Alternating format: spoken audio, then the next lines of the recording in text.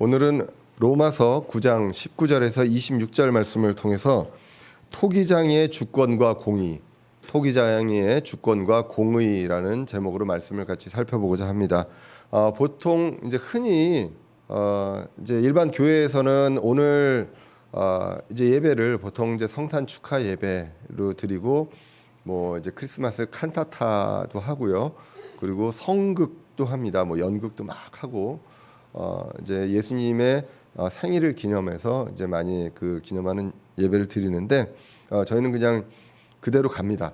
그대로 가는데 뭐 어떤 것들이 틀렸다 맞았다라는 얘기를 하고 싶지는 않습니다. 우리가 분명한 거는 12월 25일이 예수님이 태어나신 날이 아니라는 건 성경적으로 분명히 우리는 알고 있습니다. 그래서 이제 그런 부분들에 대한 것들을 날로 그 날짜로 하거나 이제 그렇지는 않는다라는 것, 그리고 이 어떤 유래가 성경적이지 않다. 12월 25일이 성경적 크리스마스가 예수님 태어나신 날, 이거 성경적이지 않다라는 것들은 이제 몇 번 이제 말씀을 드렸고 또 앞으로도 말씀드릴 기회가 있을 것이라 생각합니다. 그래서 이제 그때 말씀을 드립니다. 근데 뭐 미국에서도 독립침례교회에서, 왜냐하면 이게 그 서양과 미국에서는 이게 그냥 하나의 그 나라 사람들의 그 문화고 명절이거든요. 그래서 이제 그런 것들을 많이 하더라고요. 그래서 그런 것들이 날짜가 그런 건 아니지만 뭐 이날을 기억하면서 예수님이 이 세상에 오신 것을 기억하자, 어떤 그런 좋은 뜻으로 하는 거는 같습니다. 그래서 하는 게 나쁘다, 뭐 안 하는 게 좋다, 뭐 이런 것들보다는 그냥 우리는 우리가 그 믿는 대로 가자라고 이제 보시면 될 것 같습니다. 그래서 오늘 이제 하는 행사는 연말 행사로, 그러니까 크리스마스보다는 이제 연말 행사로 하면서 우리가 이제 크리스마스 때 보통 했던 선물 나눠주는 것들도 그냥 한번 우리가 즐겁게 이제 하자라는 그런 취지로 하게 됩니다. 그래서 오늘 말씀도 그냥 로마서 우리가 계속 읽어왔던 그 말씀 순서대로 해서 오늘 로마서 9장 19절에서 26절 말씀을 이제 보게 됩니다. 로마서는 1장에서 8장까지 주로 이제 개인의 어떤 칭의, 그리고 성화되는, 그러니까 구원받고 성화되고 영화되어가는 그 과정에 대해서 중요한 교리들을 했습니다. 저와 여러분들 개개인으로서 예수님께서 우리를 부르시고 또 우리가 예수님을 받아들이고 그래서 그 믿음으로 이제 우리가 구원을 받고, 그리고 성장해가는 과정, 그리고 영화가 약속이 되어 있고 구원의 영원한 안전보장, 다시는 이제 구원을 잃을 수 없다는 그 내용이 이제 8장까지 분명한 약속으로 있다는 것을 우리가 이제 알 수가 있습니다. 그리고 이제 말씀드렸듯이 9장부터 11장까지는 조금 이제 화제가 다르다라고 말씀을 드렸습니다. 그래서 이제 9장부터 11장은 민족에 대한 하나님의 선택, 그 계획에 대한 내용인데, 그 민족이 구체적으로 무엇이냐 하면 이스라엘 민족이다라고 이야기를 했습니다. 그래서 이 이스라엘 민족에 대한 부분들을 우리의 어떤 구원, 이런 부분들로 이제 직접적으로 할 것이 아니라 하나님의 어떤 구속 사역에서 지금 우리 은혜 시대에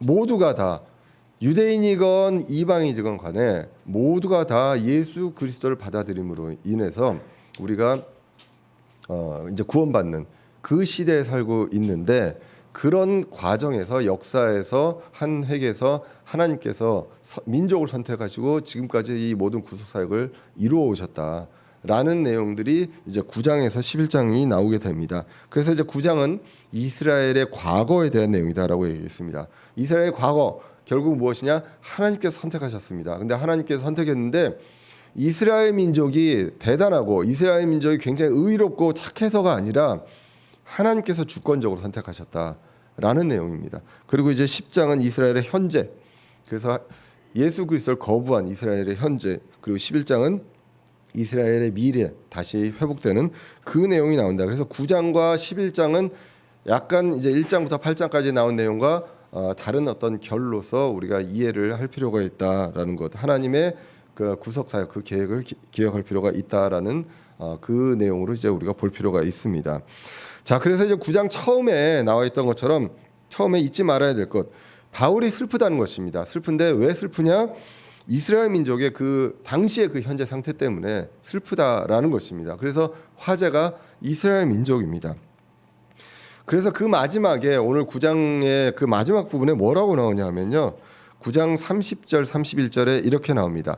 그런즉 우리가 무슨 말을 하리요? 의를 따르지 아니한 이방인들은 의 곧 믿음에서 난 의에 이르렀으나 의의 법을 따른 이스라엘은 의의 법에 이르지 못하였으니라고. 지금 상태가 이방인들은 의에 이르렀습니다. 믿음에서 난 의에 이르렀습니다. 그런데 31절에 보면 그동안 율법이라는 것을 따라온 유대인들은 의의 법에 이르지 못하였다라는 내용이 나오는 것입니다. 그래서 지금 이 상태가 바울한테는 너무 슬픕니다. 자신의 민족인데 지금 이런 상황이다라는 내용을 이야기를 합니다. 그래서 1절에서 5절은 이스라엘 위해서라면 자신이 저주를 받아도 좋다라는 내용을 이야기를 합니다. 그들은 많이 받은 민족이었습니다. 그래서 하나님께서 많은 걸 요구하신다라는 내용, 그 내용도 이제 우리가 성경을 통해서 살펴봤습니다. 육체에 관한 한은 그리스도도 그들의 족보 안에 있는 분이었습니다. 자, 그래서 굉장히 이제 많은 것들을 받았는데, 그러면 6절에서 보시면 이제 말씀의 효력이 없어졌느냐라는 것이 아니라 하나님의 선택에 있어서 중요한 것이 있다라는 것입니다. 하나님께서 말씀을 바꾸거나 계획을 바꾸신 것이 아니다라는 얘기입니다. 중요한 본질이 있는데 그것을 알아야 된다라는 것입니다. 그래서 로마서 9장 6절을 보시면 하나님의 말씀이 효력을 상실한 것 같지 아니하니 이는 이스라엘에게서 난 자들이 다 이스라엘이 아니요라고 이제 나오게 됩니다. 그러면서 이제 9장 8절에서 9절을 보시면 곧 육체의 아이들인 자들 즉 이들이 하나님의 아이들이요 오직 약속의 아이들이 그 씨로 여겨지느니라.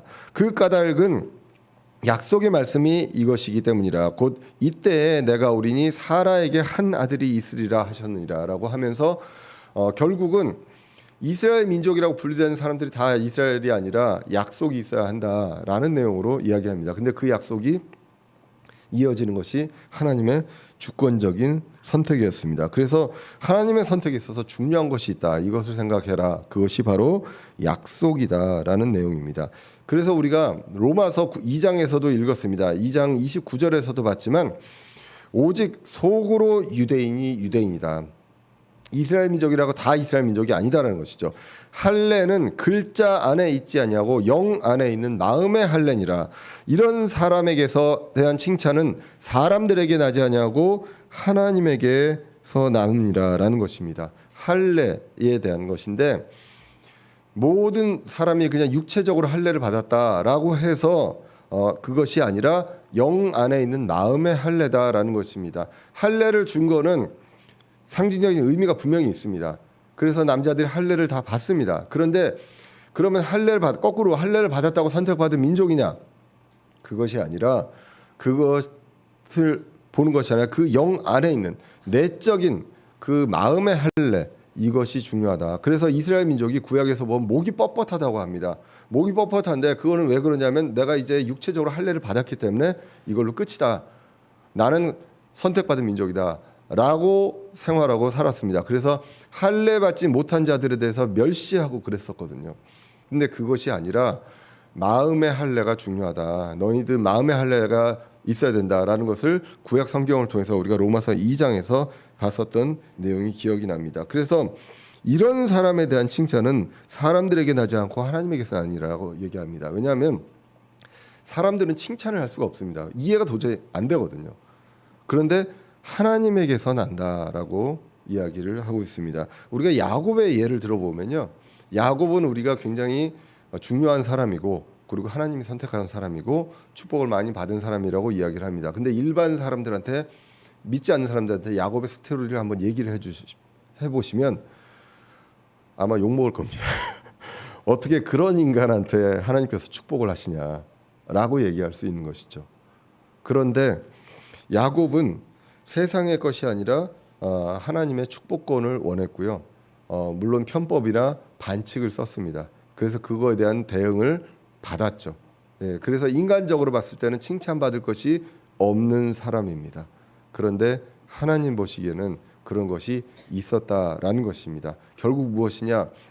육체적인 할례가 아니라 마음의 할례입니다. 할례가 상징하는 것은 바로 약속이기 때문입니다. 창세기 17장 10절에 보시면 너희 가운데 사내 아이는 다 할례를 받을지니 이것은 여기서 이제 너희는 아브라함과 그 가족들이죠. 그래서 나와 너희와 내 뒤를 이을 내 씨 사이의 언약 곧 너희가 지킬 내 언약이니라. 그래서 할례는 약속입니다. 그래서 할례를 받음으로써 하나님의 약속을 기억해야 되고 하나님이 주신 그 언약을 기억하는 것, 그것이 바로 이제 마음의 할례요. 그것이 이제 약속이다라는 것입니다. 그래서 이스라엘의 그 민족의 조상 중에서도 약속이 있는 조상으로 이어졌다라는 것입니다. 다 이스라엘이 아니다라고 이야기를 합니다. 이것은 하나님의 주권적인 선택이었다라는 것입니다. 민족에 대한 선택입니다. 개개인으로 저와 여러분들이 어떤 선택을 받아서 이게 지난번에도 얘기했지만 어떤 예정론을 뒷받침하는 그런 구절이 된다는 것이죠. 그런데 전체적으로 9장은 민족에 대한 내용을 얘기하고 있지 저와 여러분들 개인적으로 구원받는 사람들이 정해졌다 안 정해졌다 그 내용을 이야기하는 것이 아니다라는 것입니다. 자, 그래서 9장 11절에 보시면 그 아이들이 아직 태어나지도 아니하고 무슨 선이나 악을 행하지도 아니하였으되 선택에 따른 하나님의 목적입니다. 하나님이 선택하신 데는 하나님의 목적이 있습니다. 그런데 이 목적이 행위로 말미암지 아니하고 사람들의 행위로 말미암지 아니하고 오직 부르시는 분으로 말미암아 서게 하려 합니다라고 분명하게 이야기를 합니다. 그래서 이 선택에 있어서 불의가 있을 수 없다라고 우리가 지난 구절을 통해서 봤습니다. 공의의 하나님이기 때문입니다. 하나님께서는 우리에게 긍휼을 베풀어 주십니다. 모두가 다 죽어야 되는 사람입니다. 그냥 이 자리에서 죽어도 할 말이 없는 그러한 죄인입니다. 그런데 하나님께서 긍휼을 베풀어 주셔서 살려주셨다. 그래서 출애굽기 33장에 대한 내용을 우리가 지난번에 이제 살펴봤습니다. 그래서 그 당시에 또 금송아지를 숭배하는 그런 상황이었기 때문에 모두가 다 죽어야 되는 상황인데 그런데 긍휼을 베푸셨다. 근데 이 긍휼을 베푸신 그 내용이 이제 로마서 9장 16절에 나옵니다. 그런즉 이와 같이 그것은 원하는 자에게 나지도 아니하고 달라는 자에게서도 달리는 자에게서도 나지 아니하고 하냐며 오직 긍휼을 베푸시는 하나님에게서 난다. 이 긍휼이라는 것은 하나님이 주시는 것이지 저 긍휼을 주세요라고 해서 원하는 사람한테만 주고 달려가는 사람한테만 주는 것이 아니라 하나님의 긍휼이 하나님에 의해서 주신다라는 것입니다. 그래서 파라오도 강팍하게 했습니다. 강팍함의 대명사가 파라오가 됐습니다. 그래서 그것은 강팍하게 파라오가 전혀 그런 성향이 없는 사람인데 그렇게 만드신 것이 아니라 내버려 두셨다라고 이야기를 했습니다. 하나님께서 불신자들 그런 하나님 거부하는 자들에게 주시는 형벌이 무엇이냐? 내버려 두신다는 것. 그것을 우리가 로마서를 통해서 이제 우리가 봤기 때문입니다. 그래서 하나님께서도 기회를 주셨습니다. 긍휼을 받을 기회를 파라오에게 주었지만 파라오가 거부했다는 것입니다. 하나님은 공의로우십니다. 그리고 공평하시기 때문에 이 긍휼을 모두에게 긍휼을 받을 기회를 주십니다. 그런데 거부하는 것은 인간이 하는 것이고 하나님은 거부할 인간들을 아신다는 것, 그것을 미리 아신다는 내용이 이제 성경에 이제 로마서 8장에 이제 기록되어 있습니다. 그래서 결국은요 하나님의 선택에는 불의가 없다는 것입니다. 하나님은 공의로우시고 공평하게 모든 것들을 하신다라는 것입니다. 8월 사용하신 목적도 하나님의 권능과 이름을 온 땅에 보이려 하심이다라고 이제 그렇게 기록을 했습니다. 그래서 이 주권적인 선택, 민족에 대한 선택에 대한 내용들이 쭉 나오는데 그러면 많은 사람들이 여기에서 이제 그 불신자들하고 논쟁을 할 때 얘기하는 질문들이 오늘 로마서 9장 19절에도 나와 있습니다. 이렇게 이야기를 합니다. 그러면 내가 내게 말하기를 어찌하여 그분께서 여전히 허물을 찾으시느냐 누가 그분의 뜻을 거역하였느냐 하리니라고 이야기합니다. 사실 이 내용만 보면 이 내용이 도대체 무슨 내용인가 무슨 의도로 하는 건가라는 것들을 조금 이해하기가 어렵습니다. 왜냐하면 18절에 그분께서 긍휼을 베풀 자에게 긍휼을 베푸시고 강팍할 자를 강팍하게 하신다라는 내용이 18절에 나오고 19절에 그러면 여전히 허물을 그분께서 왜 찾으시냐 그리고 누가 그분의 뜻을 거역하였느냐라고 이제 물어본다는 것입니다. 자, 그래서 이 내용은 결과적으로 뭐냐면 내 책임이 아니다. 결국 하나님 책임 아니냐. 하나님이 그렇게 하신다고 하지 않았느냐라는 질문이라는 것입니다. 그 의도가 20절에 나오는 것입니다. 아니라 오 사람아 내가 누구에게 하나님께 대꾸하느냐. 하나님께 대꾸하는 것입니다. 아 그렇게 하셨어요. 하셨으면 다 그 하나님 책임이네요. 우리한테 책임이 없네요. 라는 내용이라는 것입니다. 왜 우리한테 허물을 찾으시느냐 라는 내용인 것이죠. 그래서 대꾸하느냐라는 내용이 나오게 됩니다. 지어진 것이 자기를 지은 이에게 말하기를 어찌하여 나를 이렇게 만들었어 하겠느냐. 요 내용이 이제 19절의 그 내용이라는 것입니다. 왜 이렇게 만드셨냐요? 라고 이야기를 하게 됩니다. 하나님께서 그렇게 만드셨기 때문에 이런 거 아닙니까? 하나님이 파라오도 만드셨고 하나님이 모세도 이렇게 하셨고 했기 때문에 그런 것이 아닙니까? 라고 이야기를 합니다. 하나님이 누구이길래 따질 수 있느냐라는 내용. 사람이 누구이길래 이제 따질 수 있느냐라는 내용이 이제 나오게 됩니다. 지어진 것이 사람이죠. 그런데 자기를 지은 이에게 말하기를 어찌하여 나를 이렇게 만들었소 하겠느냐라고 이야기를 합니다. 결국은 따지는 내용입니다. 책임자에게. 이 내용에 대해서 이제 위어스비 주석에 보면 이렇게 나옵니다. 모세와 파라오 이들의 역할을 결정하신 분은 주님이시다라는 것입니다. 그런데 모세와 파라오도 그 누구도 부모나 그 어떤 조상을 선택할 권한은 없었습니다. 전적으로 하나님의 주권입니다.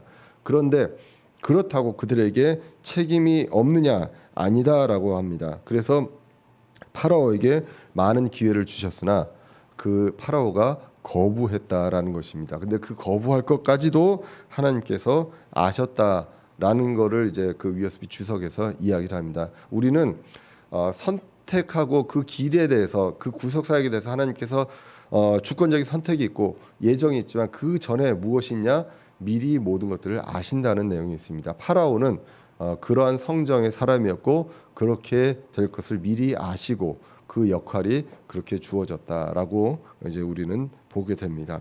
그래서 그 내용을 이제 설명하면서 지어진 자가 어떻게 지은 이에게 왜 나를 이렇게 만들었습니까?라고 이야기를 하겠느냐라는 것입니다. 하나님께서는 모두에게 긍휼을 베푸시는데 나는 못 받고 왜 저 사람은 받고 이런 내용들을 가지고 이제 이야기를 한다는 것이죠. 그래서 그 내용을 가지고 이제 로마서 9장 21절부터 24절이 예를 들어서 이제 토기장이와 그릇에 대한 내용으로 이제 설명을 하게 됩니다.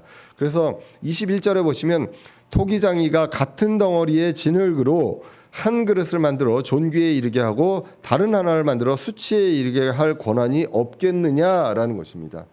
그러한 권한조차도 하나님께 있다라는 것입니다. 토기장이가 만들고 싶은 것을 만든다.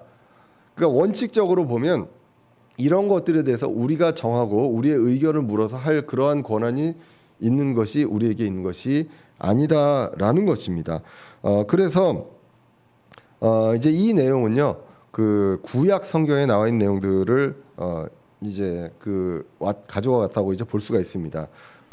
이사야서 29장 16절에 보면 이렇게 기록되어 있습니다. 참으로 너희가 일들을 뒤집는 것은 토기장이의 진흙같이 여겨지리로다. 물건이 자기를 지은 자를 가리켜 말하기를 그가 나를 짓지 아니하였다 하겠느냐. 또 빚어진 물건이 자기를 빚은 자를 가리켜 말하기를 그는 지각이 없다 하겠느냐라고 이야기합니다. 근데 실제로 이런 일이 일어나고 있지 않습니까? 지음을 당한 우리가 사람들이 하나님이 지은 것이 아니다, 하나님이 창조한 것이 아니다라고 하나님의 창조를 부인하고 있습니다. 그리고 만약에 그렇다면 하나님이 살아계시다면 이런 일이 어떻게 일어나냐, 하나님의 지각이 없다라고 그렇게 이야기를 하고 있는 그러한 실정입니다. 사람들이 그렇게 이야기를 하고 있습니다. 이사야서 45장 9절도 한번 보겠습니다. 자기를 만드신 이와 다투는 자에게 화가 있을지어다. 질그릇 조각은 땅의 질그릇 조각들과 다툴지니 진흙이 자기를 빚는 자에게 내가 무엇을 만드느냐 할 수 있으며 또는 내가 만든 것이 그는 손이 없다 할 수 있겠느냐라고 이야기합니다. 그래서 지각이 그 수준까지 못 이르는 그러한 그릇들이 그릇들이 토기장이한테 어떻게 이런 일이 일어날 수가 있느냐, 이거는 그런 일이 있을 수 없다라고 하는 자기들의 어떤 지식 체계로 이런 것들을 판단하고 있는 그러한 현실들이 있습니다. 우리가 우리의 주제를 알아야 합니다. 토기장이가 아니라는 것입니다. 그러면 토기장이의 의도를 알 수가 없습니다. 그리고 주권도 없습니다. 그리고 그런 부분들에 대해서 결정권도 우리가 없습니다. 그런데 이제 토기장의 계획과 의도는 분명히 있습니다. 우리가 모르고 이해할 수 없을 뿐입니다. 제가 사실은 지난 한 몇 주간 이제 학교에서 있었던 일도 제가 이 말씀을 준비하면서 이제 그 하나님의 마음을 100% 이해는 못합니다. 저도 그렇게 지각이 안 되기 때문에 100% 이해 못하지만 하나님의 어떤 답답함도 이 정도는 되지 않을까 하고 생각을 했던 게 뭐냐면, 이제 제가 학교에서 이제 근무를 하고 하니까 저희 대학원생들이 있거든요. 연구실에 선생님들이 있는데, 뭐 저는 남대로 이제 원칙이 있습니다. 크리스찬으로서 학생들을 존중하기 위해서 학생들한테 모두 다 존댓말을 쓰거든요. 존댓말을 쓰고, 그리고 되도록이면 모든 일에 있어서 제가 결정할 때 그 이유를 설명을 합니다. 그 이유를 설명하고 납득을 시키고 그렇게 하자라고 이제 이야기를 하거든요. 그런데 어떨 때 보면 이 정도는 좀 이제 나를 믿고 따라줬으면 좋겠는데, 그 이유에 대해서 동의를 못하면 계속 그걸 물어보고 내가 일일이 다 설명을 해줘야 되는 거예요. 그래서 그런 부분에서 이제 좀 답답함이 있습니다. 그래서 그 답답함이 있는데, 그러면 내가 다른 그 교수님들 연구실처럼 그냥 자만 말고 해, 이렇게 할 것인가? 그거는 하지 말아야겠다. 하나님께서도 우리가 답답함을 가지고 이렇게 한다고 하더라도 하나님께서 원칙을 바꾸시는 일은 없지 않습니까? 그래서 이제 그런 일들을 하는데, 뭐 이번 주에도 이제 똑같습니다.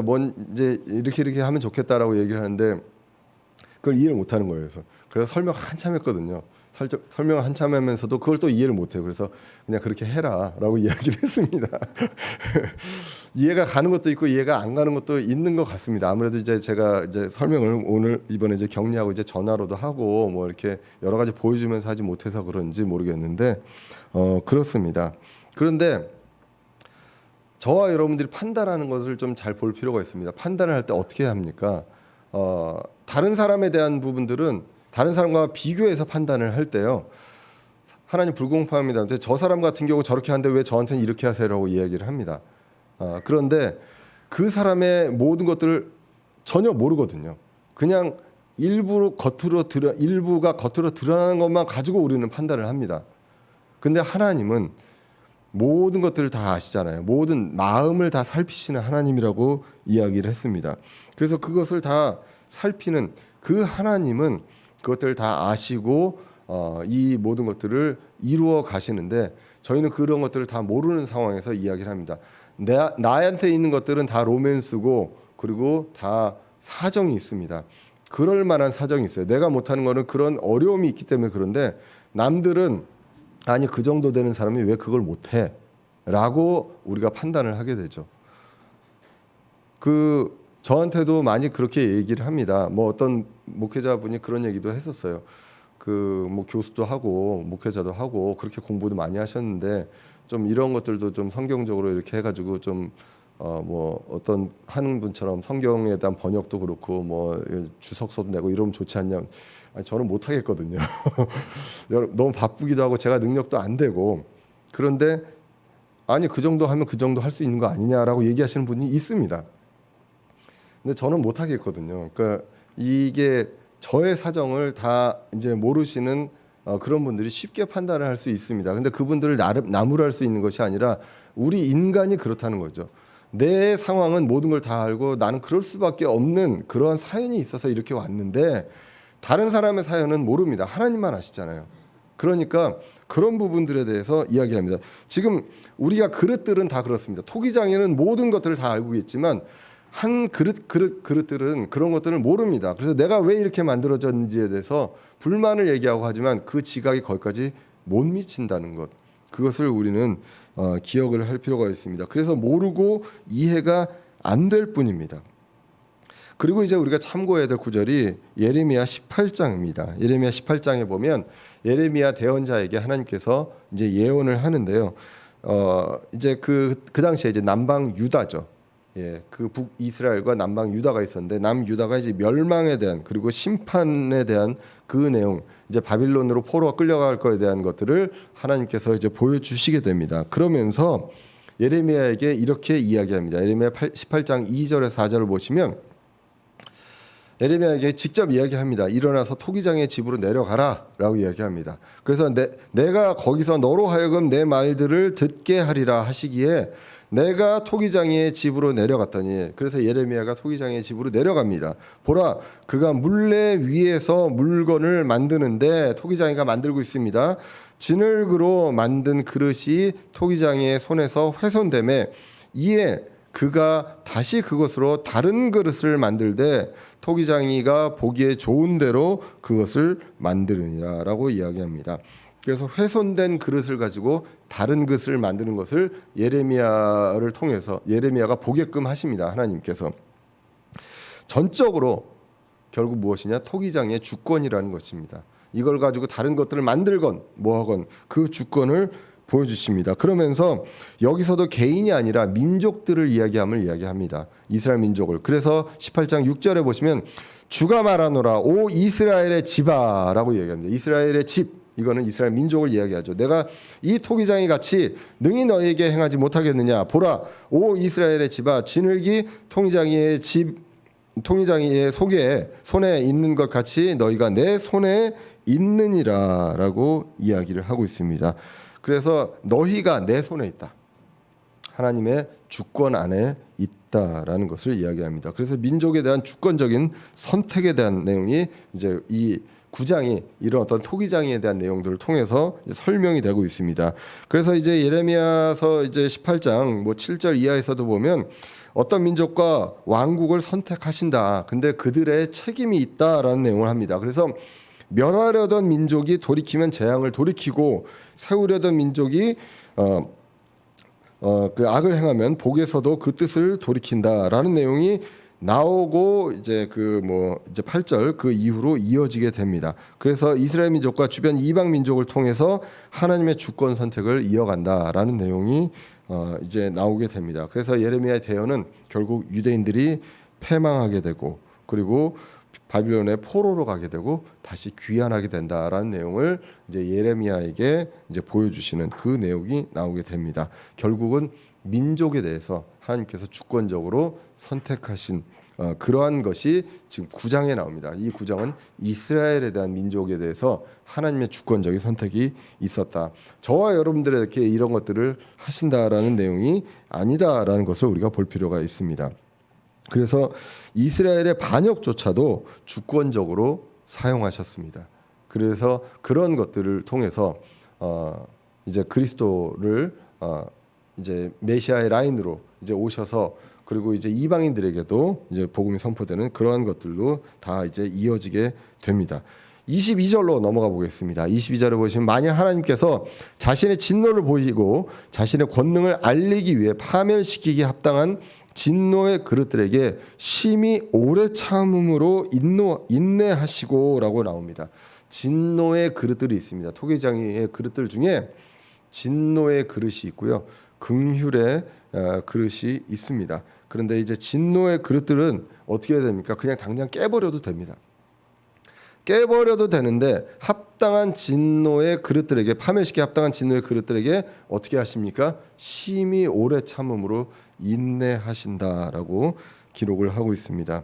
그래서 하나님께서 인내하시고 긍휼을 베푸신다라는 것입니다. 그리고 그러한 것들이 다 기다리시고 한 다음에 때가 될 때 멸망시킵니다. 이스라엘이 가나안으로 돌아올 때 그때 살고 있었던 그 민족들, 그 죄들이 찰 때까지 기다렸다가 그들을 이제 멸망시키는 그러한 내용이 이제 신명기에도 이제 신명기 7장에도 이제 나오게 됩니다.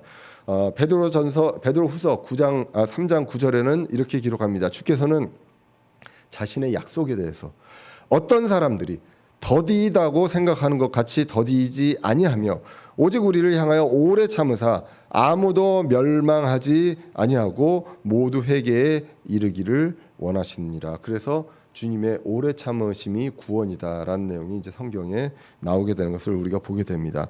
그리고 이제 진노의 그릇 말고 긍휼의 그릇이 이제 23절에 나오게 됩니다.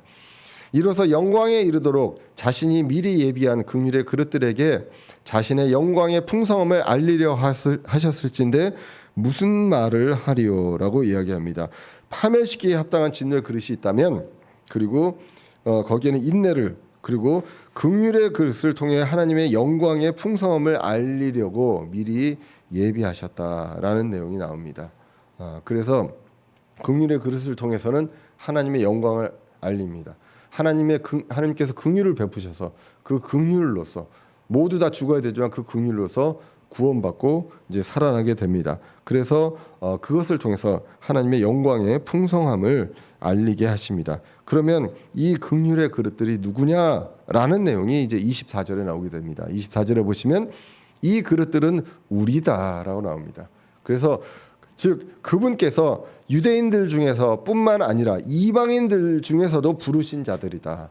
이제는 약속을 가지고 있는 사람들입니다. 그래서 유대인들과 이방인들에게서 민족과 상관없이 부르신 자들, 그 사람들이 바로 긍휼의 그릇이다라는 것입니다. 긍휼을 받은 자입니다. 하나님께서 긍휼을 베푸셨지만 거부한 자들도 있고 받은 자들도 있습니다. 그 받은 우리가 바로 이제 긍휼의 그릇이고, 그 우리가 바로 이제 성경에서 얘기하는 교회라는 것입니다. 구원받은 신자인 교회입니다. 유대인뿐만 아니라 이방인들에게 부르신 자들이고 결국 약속이 있는 자들입니다. 그래서 로마서 9장 22절에서 24절을 영어 성경에서 보면 처음에 뭐로 시작하면 what if로 시작합니다. what if라는 거는 영어 성경에서 이제 영어적으로 뭐냐면요, what if 하면은 이런 일이 일어났다면 어떻게 하겠느냐, 만일 이런 것들이라면 어떻게 하겠느냐라는 질문이거든요. 일어났다는 것이 아니라 이런다면 어떻게 하겠느냐, 이런 어떤 의미가 됩니다. 그것이 이제 이 22절부터 24절까지는 나오는 말씀입니다. 그래서 하나님이라면 어떻게 하겠느냐, 진노의 그릇들에게는 인내로, 긍휼의 그릇들에게는 우리에게 영광의 풍성함을 알리지 않겠느냐라는 내용이라는 것입니다. 하나님이라면 이렇게 하지 않겠느냐라는 것입니다. 그런데 우리는 부르신 자들이다. 그래서 유대인들과 이방인들 중에서도 부르시고 긍휼을 베푸시는 자들이다라는 것입니다. 마태복음 9장 13절에 이렇게 나옵니다. 너희는 가서 내가 긍휼을 원하고 희생물을 원치 아니하노라 하신 말씀이 무슨 뜻인지 배우라. 나는 의로운 자들을 부르러 오지 아니하고 죄인들을 불러 회개하게 하려고 왔노라 하시니라라고 기록합니다. 하나님께서 원하시는 거는요, 희생물을 바치고 율법을 지키고 유대인들처럼 해서 하나님께 그 드리는 것, 이런 것들로 내 모든 것을 다 했다라는 것들을 원하지 않는다는 것입니다. 긍휼을 베풀어 주십시오라고 하는 그 사람들, 그런 것들을 원한다라는, 그래서 그 의미를 배우라라는 것입니다. 그래서 예수님께서는 의로운 자들을 부르러 오지 아니하고 죄인들을 불러서 회개하게 하려 한다. 죄인들은 긍휼이 필요한 사람들입니다. 아니면 죽어야 되거든요, 긍휼이 없으면. 그래서 긍휼이 필요한 자들을 불러서 회개하려고 예수님께서 오셨다라는 내용, 이것이 바로 하나님께서 원하시는 것이다라는 것을 분명히 알아야 된다라는 것입니다. 우리는 긍휼의 그릇입니다. 긍휼을 얻은 그러한 사람들이다라는 것입니다. 교회에는 유대인과 이방인의 구분이 없습니다. 성경에는 세 부류의 사람들이 나옵니다. 고린도전서 10장 31절에서 32절에 보시면 그런즉 너희가 먹든지 마시든지 무엇을 하든지 모든 일을 하나님의 영광을 위하여 하라. 유대인들에게나 이방인들에게나 하나님의 교회에게나 어떤 실족거리도 주지 말라라고 합니다. 유대인도 있고 이방인도 있습니다. 그런데 또 다른 부류의 사람들이 있습니다. 바로 하나님의 교회입니다. 그 교회가 있다는 것을 이야기하고 있습니다. 그러면서 이제 다시 돌아가서 24절에 대한 내용들을 이야기하면서 이제 25절, 26절은 그 이방인들이다라고 이야기하면서 호세아의 글을 이야기를 합니다. 그래서 25절, 26절을 보시면 이것은 그분께서 호세아의 글에도 이르시되, 그러니까 호세아서에 이 내용이 나옵니다. 내가 내 백성이 아니던 자들을 내 백성이라 부르며 사랑받지 못하던 그녀를 사랑받는 자라 부르리라. 또 전에 그들에게 이르기를 너희는 내 백성이 아니라 한 그곳에서 곧 거기에서 그들이 살아계신 하나님의 아이들이라 불리리라 함과 같으니라라고 이야기를 하게 됩니다. 이 호세아서에 보면 이스라엘이 하나님을 떠난 그때입니다. 하나님을 거부한 그때였습니다. 그래서 그것을 하나님께서는 행음했다고 합니다. 간음했다고 하는 것입니다. 그래서 하나님께서 대언자 호세아에게 창녀 고멜과 결혼하라고 합니다. 하나님께서 명령을 하십니다. 대언자 호세아에게 창녀인 고멜에게 결혼하라라고 합니다. 그래서 이 호세아는 뜻하는 바가 이제 하나님의 사랑입니다. 그리고 고멜은 이스라엘을 예표하게 되는 것이죠. 여러분들 많이 아시지만 그러한 내용입니다. 그래서 창녀와 원치 않은 결혼을 하게 됩니다. 호세아는. 그리고 아이도 낳습니다. 첫째, 둘째, 셋째 낳습니다. 어떤 주석에서 보면 이게 이제 호세아를 통해서 난 아이가 아니다라는 내용들도 이제 있기는 합니다. 그런데 하여튼 셋째, 내 백성이 아닌 자다라고 하는 이 셋째가 이제 있는데요. 1장 9절에 보시면 이 셋째 이름이 나옵니다. 바로 로암미라고 하는 사람입니다. 그래서 로마서 9장 26절에도 보시면 너희는 내 백성이 아니라 한 그곳에서 거기에서 이제 그들이 살아계신 하나님의 아이들이라 불리리라 함과 같으리라. 아까 이제 26절에서 읽었던 그런 내용인데 셋째 아들의 이름이 로암미인데 이 로암미의 뜻이 뭐냐면 내 백성이 아니다라는 것입니다. 그래서 나는 너희의 하나님이 되지 아니하리라라고 이야기합니다. 그런데 바로 10절에서 내 백성 하나님의 아이들이라 불리리라라고 합니다. 그러할지라도 이스라엘 자손의 수가 바다의 모래 같아서 헤아릴 수 없고 셀 수도 없으리니 전에 그들에게 이르기를 너희는 내 백성이 아니라 한 그곳에서 곧 거기에서 그들에게 이르기를 너희는 살아계신 하나님의 아들들이라 하리라. 요 내용을 로마서 9장 26절에서 인용을 한 것입니다.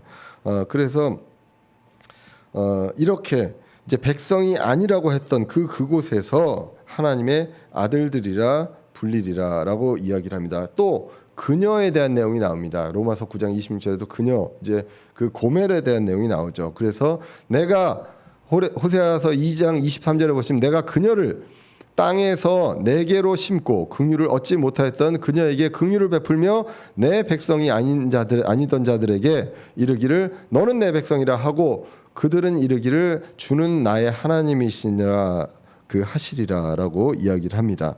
그리고 이제 이스라엘이 나중에 이제 돌아오게 되죠. 그리고 실족도 하게 되지만 그리고 떠나기도 하지만 하나님은 그 과정도 사용하셔서 이제 돌아오게 하시는 그러한 내용들이 이제 우리가 구약 성경을 통해서 이제 보게 됩니다. 하나님은 주권자시고요. 그 주권을 하나님의 개인적인 맘대로 행사하시는 것이 아니라 하나님의 그 행사를 공의롭게 하신다는 것입니다. 토기장이와 그릇의 관계를 통해서 알 수가 있습니다. 그런데 만약에 토기장이가 정말 불의하고 불공평하다면 우리가 정말로 아찔합니다. 그런데 감사하게도 토기장이는 공의로우시다라는 것입니다. 그래서 진노의 그릇에게는 인내를 그리고 긍휼의 그릇에게는 당신의 영광의 풍성함을 보이시게 됩니다. 유대인들은 실족하는 그 기간이 있었습니다. 그때 이방인들은 긍휼을 얻게 됩니다. 그리고 교회로 부르시게 되었다는 것입니다. 예전에는 유대인들에게만 전해졌고 예수님도 유대인에게만 말씀을 전했지만 이제는 유대인들이 예수님을 거부함으로 인해서 유대인이건 이방인이건 예수 그리스도를 받아들이는 자들이 긍휼을 얻고 구원을 받는 그러한 시대가 되었다라는 것입니다. 토기장의 지혜와 공의 그리고 계획을 우리는 신뢰할 필요가 있습니다. 신뢰한다는 것, 그것은 바로 따른다는 것입니다. 로마서 11장 33절입니다. 오 깊도다 하나님의 지혜와 지식에 부요하며 그분의 판단들은 헤아릴 수 없으며 그분의 길들은 찾지 못할 것이로다라고 이야기합니다. 우리가 지금 로마서 9장을 읽어봤습니다. 로마서 9장은 약간 결이 다르다고 합니다. 말씀드렸잖아요. 로마서 1장부터 8장까지는 이렇게 나오지 않았고요. 구구절절 논리적으로 구약의 성경을 따라서 이 구원의 교리, 여러분들과 저와 여러분들의 그 개개인의 교리에 대해서는 분명하게 정말 자세하게 자상하게 설명을 해주셨습니다. 그런데 9장의 어떤 내용을 보면요, 그 제가 아까 얘기했듯이 다 설명할 수 없어. 믿고 따라와. 라는 내용이라는 거죠. 이 주권은 나에게 있어. 하나님이 얘기하십니다. 이 주권은 나에게 있는 것이야. 라는 것을 이야기하고 있습니다. 그 부분들에 대해서 의도에 대해서 논쟁은 우리가 할 자격이 없고요. 그거를 우리가 모든 것들을 이해하고 논쟁을 할 수가 없습니다. 그래서 긍휼을 구하고 바라보는 그러한 자세가 되어야 한다는 것입니다. 하나님께서요, 정말로 무슨 의도로 그랬는지 모르겠습니다. 아까도 말씀드렸지만 토요일 날 제가 아침에 코로나 검사를 한 걸 정말 후회했습니다. 아침에만 안 했어도 금요일 날 한 그 코로나 검사 음성만 가지고 있어서도 제가 그냥 예배를 올 수가 있었는데 어떻게 하루 전날 예배 전날 코로나 양성이 나오게 하시나요? 라고 잠깐 하나님을 원망했거든요. 이해를 못했거든요. 그랬는데 그러고 나서 이제 그 형제님께서 제안을 해주셔서 김대진 형제님께 한번 연락을 해보라고 이제 제안을 해주셔서 그래야 되겠다라고 해서 김대진 형제님께 연락을 했습니다. 또 김대진 형제님이 흔쾌하게 이제 동의를 해주셨죠. 그래서 아이고 감사합니다라고 했습니다. 그래서 그 당시에 코로나가 창궐했을 때는 참 이런 것들이 불가능했는데 그래도 이제 지금 이러한 때라 이게 가능했구나라고 해서 또 이제 감사를 했습니다. 그랬는데 아시다시피 밤에 다시 우리 진행하신 형제님이 전화가 왔습니다. 안 될 것 같다고. 형제님이 이제 몸이 굉장히 안 좋다라더라라고 해서 하나님 왜 이렇게 하시나요? 내가 이걸 코를 왜 찔렀을까 토요일 날 이 생각을 또 했습니다. 그러면서 이제 그 플랜 B를 준비를 했죠. 그런데도 감사하게 주일날 아침에 형제님께서 하실 수 있다라는 내용을 이야기를 했습니다. 근데 아까도 말씀드렸지만 이 설교문에 대한 부분들은 이미 제가 금요일날 다 완성을 해놨거든요. 파워포인트도. 왜냐하면 토요일날 원래 제가 그 입학 일 때문에 학교를 가야 되는 일이 있었습니다. 행사를 나가야 되기 때문에 토요일날 준비할 시간이 없어가지고 금요일날 다 준비를 해놨었습니다. 그랬는데 그런 일이 발생했고 주일날 이제 김대진 형제님이 말씀을 준비해주고 제목을 딱 하는 순간 깜짝 놀랐습니다. 제가 왜냐하면 이제 다 끝났거든요. 오늘 다 끝났는데 이 마지막에 나오는 게 주님 주신 분, 우리를 긍휼을 주신 분을 따르는 저와 여러분이 되어야 되겠습니다. 이게 마지막 9절입니다. 이거는 이미 그 전에 다 해놨는데 그거를 이제 그 바디메오를 통해서 우리는 주를 따르는 자다. 주님에 대한 어떤 의도나 이런 것들을 판단하는 자가 아닙니다. 우리가 구원에 대한 부분들, 성화에 대한 부분, 영화의 부분들은 이해를 해야 됩니다. 그걸 깨닫게 해야 됩니다. 그런데 일상적으로 일어나는 일들, 왜 공평함이나 이런 부분들은 우리가 이해할 수 없는 부분의 영역입니다. 그거는 따릅니다. 바디메오가 그렇게 부르짖었을 때 그 병을 고침을 받고 그렇게 어떻게 됩니까? 그냥 행복하게 살아라가 아니라 주님을 따르는 자가 됩니다. 우리는 긍휼을 얻었습니다. 이제는 주님을 따르는 자가 되는 것입니다. 따르는 자가 되는 그러한 일이 있어야 된다. 근데 그 말씀을 중간에 제가 지난주가 아니라 한 주를 딱 뛰어넘고 그 중간에 정말 약속도 안 했는데요. 제가 구절을 절대 얘기도 안 했는데 근데 김대진 형제님이 말씀을 전한 게 딱 그 구절이었던 것이죠. 그래서 이제는 우리가 주를 따르는 자가 된다라는 것들을 더욱더 이해를 하실 수가 있잖아요. 제가 말씀드렸지만 저는 압니다. 쉬운 것도 어렵게 설명하는 재주가 있습니다. 그런데 그 부분들에서 주를 따르는 자들에 대한 것들에 대해서 하나님께서 김대진 형님을 써서 분명하게 지난주에 말씀을 해주시고 다시 오늘 이 부분에 대해서 하나님의 모든 의도에 대해서 우리가 누구냐? 주님을 따르는 자다라는 것입니다. 토기장이의 주권과 공의를 우리가 다 이해하기 어렵습니다. 왜? 우리가 그 지각에 미치지 못하고 다른 사람들의 사정, 그 모든 성장 과정 이런 것들을 다 알지 못하고 마음을 살피지 못하는 존재입니다. 그런 능력이 없는 존재가 그것을 모두 다 아시는 그분의 어떤 의도와 이런 부분들을 알 수가 없습니다. 이럴 때 우리는 어떻게 합니까? 긍휼을 얻은 자로서 주님을 따르는 자가 됩니다. 바디메오를 생각하면서 우리는 주님을 따르는 자가 됩니다. 바디메오만 긍휼을 얻은 것이 아니라 저와 여러분들이 당장 죽어야 되는 저와 여러분들이 긍휼을 얻었습니다. 이제 긍휼의 그릇으로서 이제 주님을 따르는 저와 여러분들이 되어야 하겠습니다. 기도하겠습니다. 살아계신 하나님 아버지,